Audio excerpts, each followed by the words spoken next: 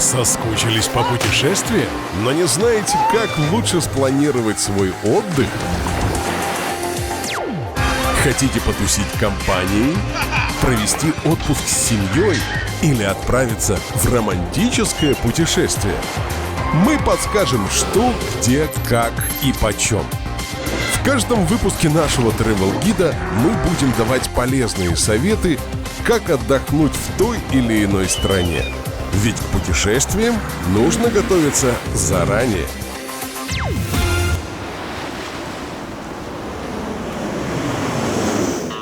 Сегодня мы отправляемся в Испанию.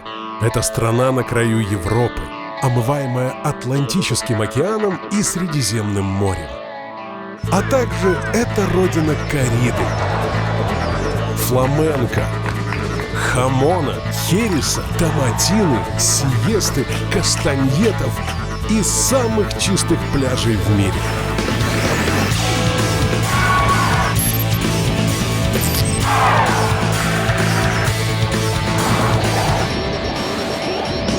И самое главное, отдыхать здесь можно в любое время года.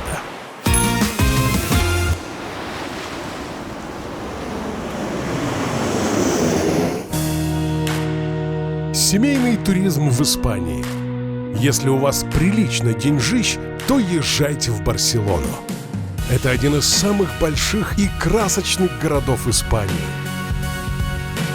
Он вылеплен лучшими испанскими архитекторами и наполнен искусством.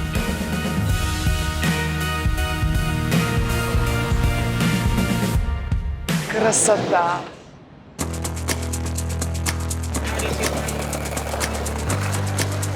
Когда приедете сюда с семейством, то прогуляйтесь по бульвару Ла Рамбла, на котором каждый день собираются десятки загримированных живых статуй. Всего за пару евро они с радостью покажут шоу для вас и ваших деток.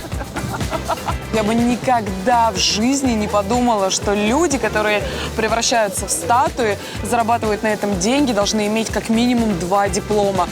Если же малышам станет жарко и захочется искупаться, тут есть пляж со Средиземным морем, всеми удобствами и охладительными напитками. Шезлонг 15 евро, коктейль от 10.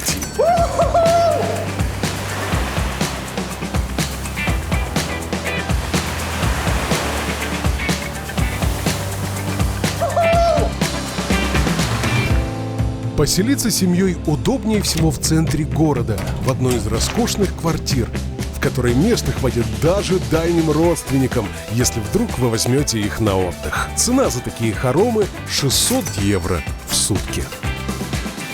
Знаете, друзья, вот в Барселоне так много туристов, что селиться в отеле, а потом пересекаться с ними там в ресторане, в бассейне, в лифте, вот просто неохота.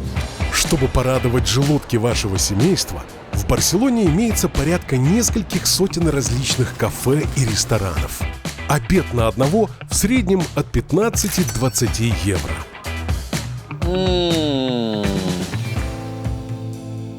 Боже, какое оно крутое. Ну, в смысле, вкусное. Ну и самая большая радость семейного путешествия в Барсу – это парк развлечений Порт-Авентура, где есть аттракционы на любой вкус. Входной билет 60 евро в день. Гроза всех аттракционов – горка Red Force. Самый быстрый вертикальный ускоритель в Европе.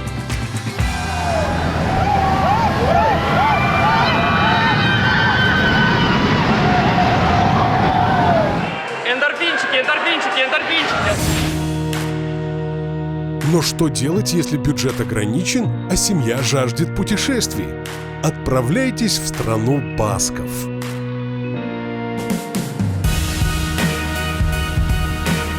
Страна басков – это автономный регион на севере Испании, который славится своей архитектурой, историей и пейзажами.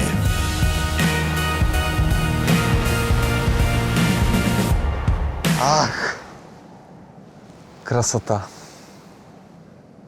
Прекрасно, хорошо, что я сюда добрался. Приехав в его самый большой город Бильбао, Можно погулять по старой части города и познакомиться с историей одного из древнейших народов Европы – басков. Входной билет в музей – 3 евро. Баски вообще считаются самыми суровыми такими мужиками. Стали с голыми руками на медведя, на рыбалку, какие-то дрова нарубить. Вот такие прям ух! Далее можно полюбоваться современным искусством, отправившись в музей, который больше напоминает космический корабль. Внутри музея десятки инсталляций, которые явно придутся по душе детям. Входной билет – 7 евро. Вот это мне нравится. Очень странная конструкция, но действительно, когда ходишь, то открытое пространство, то закрытое, ощущения очень разные. Путешествовать между двумя частями города можно на уникальном летающем пароме. В восторге будут что дети, что взрослые. Стоит это всего ничего – 80 центов. Это символ соединения старого города с новым. Ну или одного берега с другим. Кроме дешевого проезда в Бильбао, есть и доступное жилье. А главное, очень необычное. Капсульный отель, похожий на космическую станцию. Ночевка 25 евро с человека. О, ребята, полетели! Чуваку 32 года, он первый раз увидел вот такую капсульную комнату. Питаться в Бильбао лучше всего на местном рынке еды. Здесь тебе и свежие морепродукты, и выпечка, и различные испанские бутерброды по 2-3 евро. Хорошо залетает. А главное, местный климат идеально подходит для отдыха с детьми. Здесь не жарко и не холодно. То есть идеально.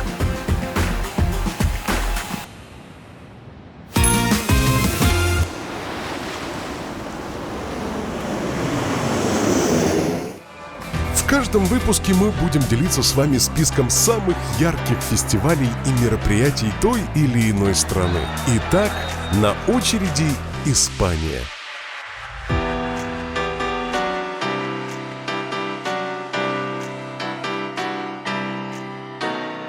Севильская ярмарка – это ежегодные масштабные народные гуляния. Сотни аттракционов, костюмированных вечеринок и различных мероприятий. Проводится в Севилье во время пасхальных праздников и длится целых 6 дней.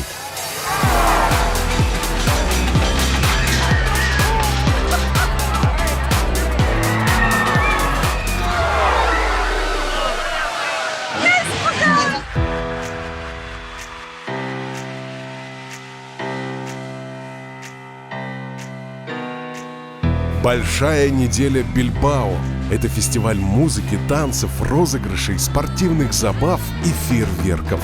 Проводится он ежегодно в городе Бильбао в середине августа. Длится праздник 9 дней.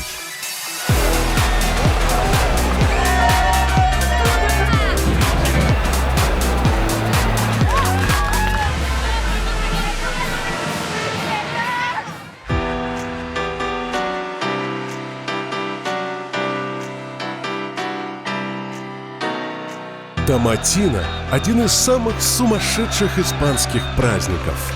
За пару часов участники уничтожают около 150 тонн помидоров, просто бросаясь ими друг в друга. Проходит в небольшом городке Пуньоль в последнюю среду августа.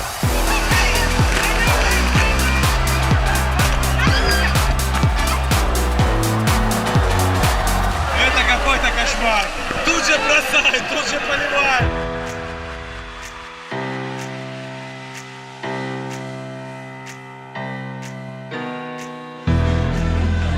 Ла Мерса – это главный праздник Барселоны. Он посвящен покровительнице города, которая, по легенде, спасла Барселону от нашествия саранчи. Проходит в конце сентября и длится неделю. И на протяжении этого времени по всему городу проводятся десятки разнообразных мероприятий.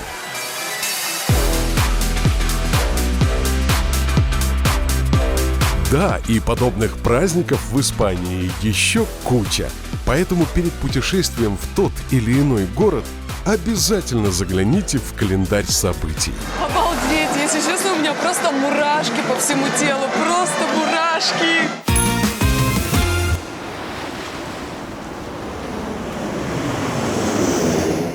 И если у вас много денег и вы хотите сделать сюрприз своей половинке, отправляйтесь в Галисию.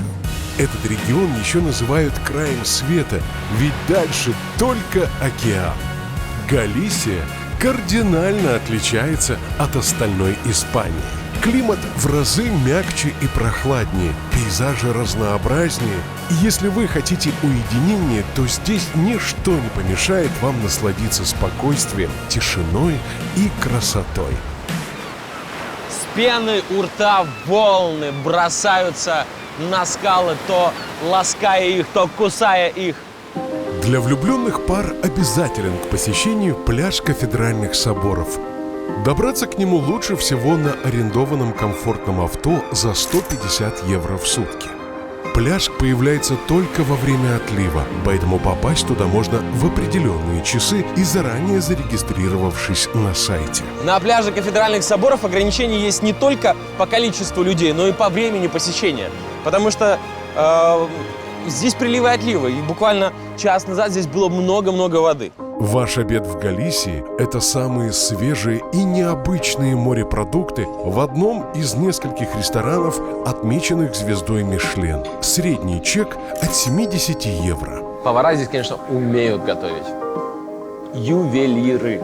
А жить рекомендуем в живописном маяке, который со всех сторон окружен океаном, за 600 евро в день. Здесь можно наблюдать самые романтичные закаты и рассветы.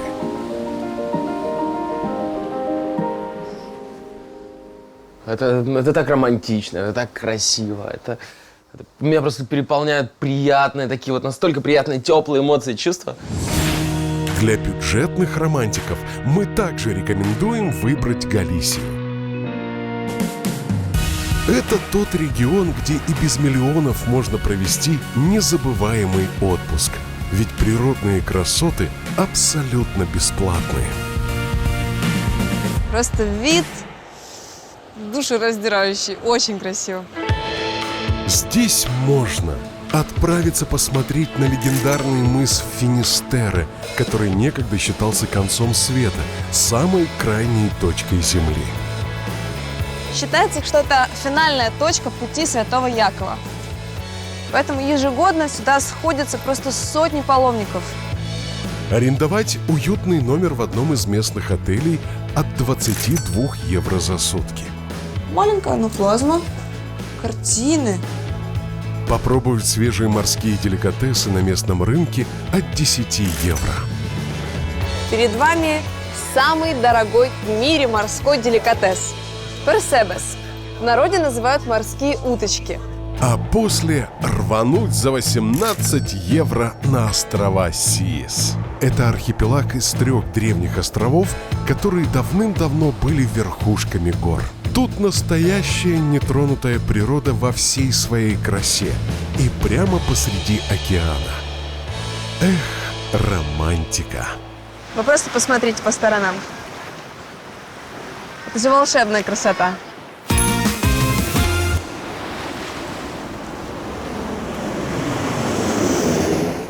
Многие любят знакомиться со страной через ее кухню. И в Испании есть множество блюд, которые обязательно стоит попробовать. Первое – это закуска тапас. В переводе значит «крышка».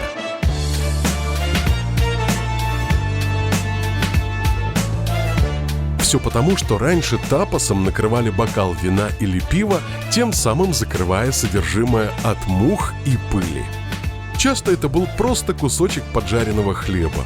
Сегодня же тапасом называют орешки, бутерброды, устрицы, яичницу, огурчики. В общем, все, чем можно закусить.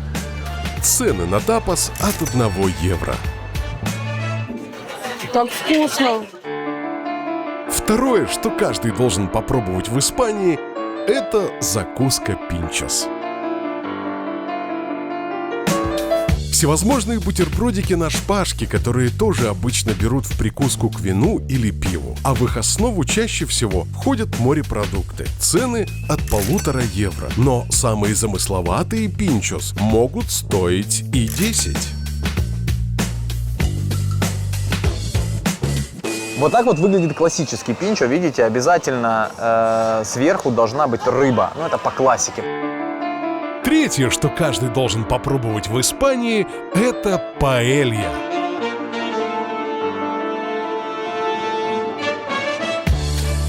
Паэлья – блюдо из риса, подкрашенного шафраном с добавлением оливкового масла. По словам самих испанцев, сегодня рецептов паэльи существует порядка 300. В нетуристических заведениях вам за это блюдо придется выложить 10 евро, а в туристических цены обычно стартуют от 20 евро. Ну все, можно кушать. 10 баллов. Четвертое – это, конечно же, хамон – сыровяленый свиной окорок.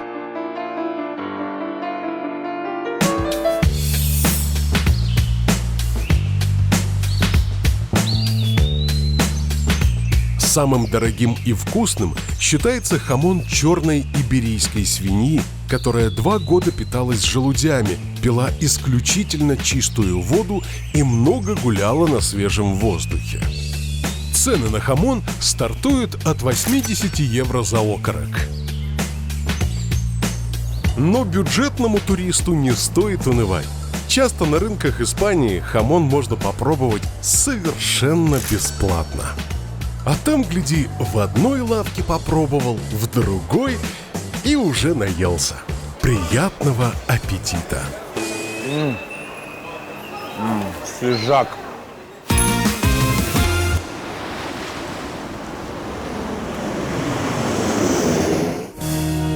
Молод, горяч, любишь шум, гам, движ, и у тебя полно деньжищ. Тогда отправляйся на остров Ибица. Это самые большие клубы планеты, самые громкие вечеринки и самые известные диджеи современности.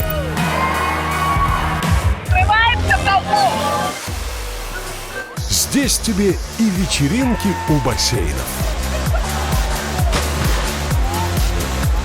и гудешь на яхтах, и дискотеки в клубах. Ценник стартует от 50 евро за вход. Ну, а дальше как пойдет. Лучший транспорт для богача на Ибице – это яхта. Пока едешь в клуб, на ней и позагорать можно, и покупаться, и свою частную вечеринку закатить. Цена вопроса от 1000 евро в сутки. Ребята, внутри целый гостиничный номер. Эффектно поесть можно в уникальном, модном и одном из самых дорогих ресторанов мира Sublimotion. Трапеза от 1500 евро с человека.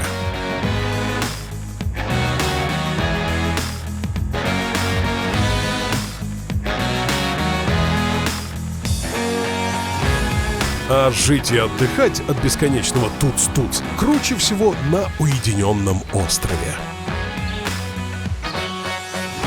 Бассейн! Вилла! Остров! Это все мое! В огромной вилле, где поместится большая дружная компания. За такую опцию придется выложить 185 тысяч евро за неделю.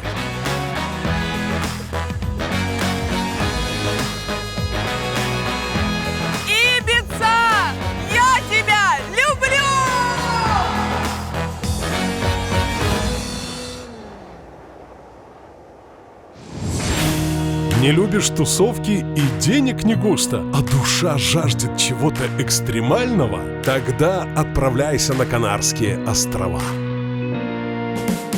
Это клочки земли, затерянные прямо в Атлантическом океане. Они рождены вулканами и благодаря этому обладают просто космическими пейзажами.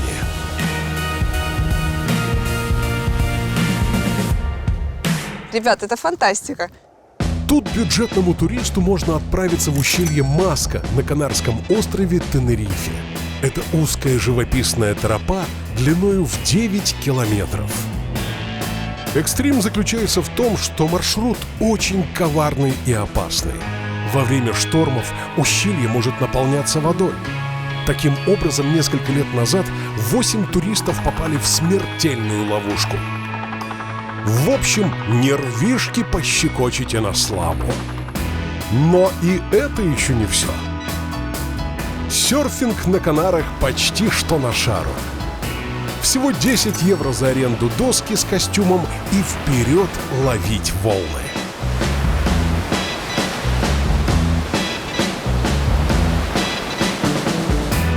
В качестве транспорта лучше всего пользоваться арендованным авто. Всего от 20 евро в сутки. Бюджетно переночевать можно и в машине. Или поставь палатку, климат позволяет. Вкусняшки в местных кафешках каких-то 3-5, ну максимум 10 евро. Алло. Полиция диетологов? Выезжайте. Слишком много калорий на этом столе. А пляжи просто на любой вкус, цвет и, главное, бесплатные. Слушайте, это точно городской пляж? Так все приличненько здесь.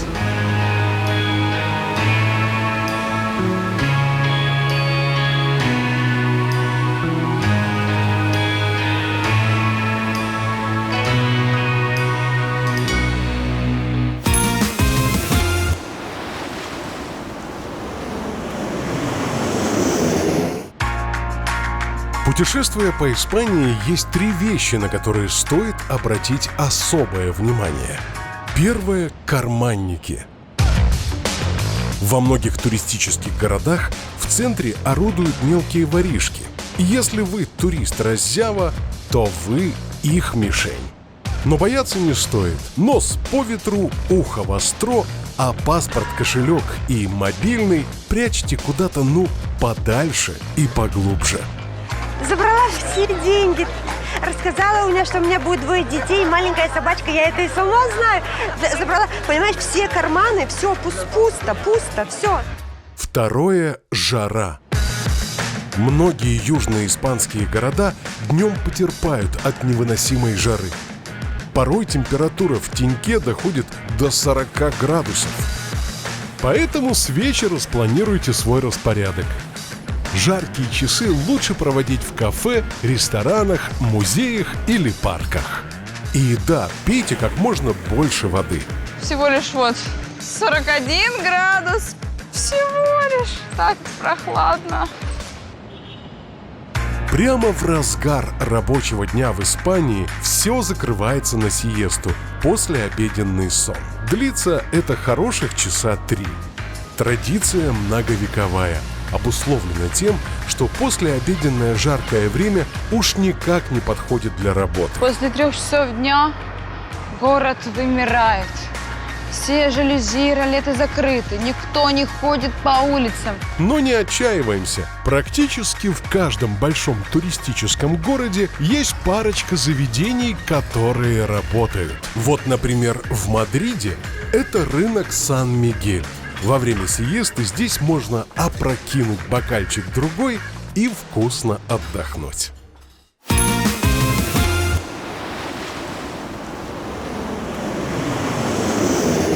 Ну что ж, к путешествию в Испанию мы подготовились. А в следующих выпусках нас ждет еще много не менее интересных стран и полезных советов. До встречи!